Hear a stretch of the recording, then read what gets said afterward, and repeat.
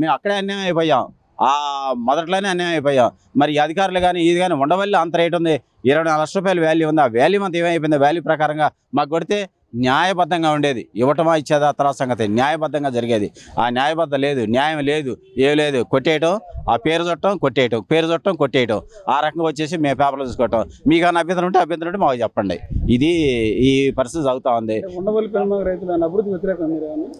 Sir అభివృద్ధికి వ్యతిరేకం కాదు. అభివృద్ధికి వ్యతిరేకమైతే మేము సీడెక్స్ రోడ్డుకి ఎందుకు ఇస్తాం సార్? మా ఇంత విలువలు మేము ఆ 1850 గజాలకే మేము ఇష్టపడే ఇచ్చాం. రోడ్డు అంటూ ఉండాలి, అభివృద్ధి జరగాలి. అంతేగాని ఇంత అభివృద్ధి చేయకూడదు. ఏంటి 55,000 ఎకరాలు, ఇంకా 1,75,000 ఎకరాలు, ఇంకా మళ్ళీ first face, second face, third ఫేజ్లో ఇంకేదో. మరి అసలు ఇవన్నీ ఎప్పటికయ్యాను? ఆ పనులను ఎప్పటికయ్యాను? ఎప్పుడు జరిగాను? అప్పుడు దాకా మేము బతకాలి కదా. మరి వ్యవసాయం చేసుకుని మాకందరూ కూడా, మరి ఉండవల్లి వాళ్ళందరూ కూడా 2 ఎకరాలు, 3 ఎకరాలు, 6 ఎకరాలు వాళ్ళు ఎక్కువ మంది ఉన్నారు. ఎకరం లోపల ఎక్కువ మంది ఉన్నారు ఇక్కడ. అంతా పొల తోటలో ఇవన్నీ వేసుకొని బతుకు జీవనం సాగిస్తూ ఉంటారు. మరి ఇవన్నీ కూడా ఈయన తీసుకున్న తర్వాత ఆ ప్లాట్ ఇస్తా అంటాడు. ఆ ప్లాట్ ఏం చేసుకోవాలి మేము? ఎప్పటికి డెవలప్ అయ్యాను, ఎప్పటికి వచ్చాను ఇక్కడికి? మరి ఎన్ని కాపురాలు వస్తాయి? ఎంతమంది బతుకుతారు ఇక్కడ? అసలు బతకడానికి ఉందా?